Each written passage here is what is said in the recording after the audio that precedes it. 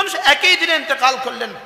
এবার রাসূল বললেন দুজন মানুষের মধ্যে একজন নিজের জান্নাতে, আরেকজন তার উপরের জান্নাতে, দুজনের জান্নাতে।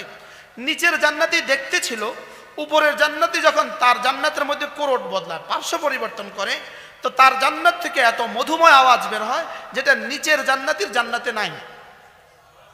এই জান্নাতি জিজ্ঞেস করলেন, আল্লাহ আমার বন্ধুর জান্নাতে এত সুন্দর আওয়াজ কেন, আমার জান্নাতে এই আওয়াজ নাই কেন?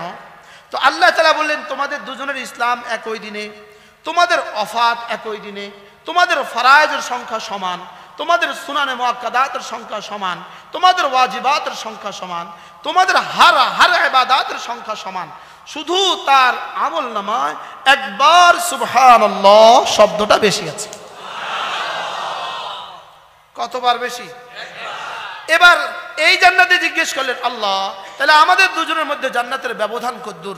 এবার আল্লাহ তাআলা জবাবে বললেন, এটাই তো আমার হাবিব বলেছেন, সুবহানাল্লাহি ওয়ালহামদুলিল্লাহি তামলান, সুবহানাল্লাহ ওয়ালহামদুলিল্লাহ আসমান আর জমিনের খালি জায়গাটাকে নেকি দিয়ে ভরে দেয়।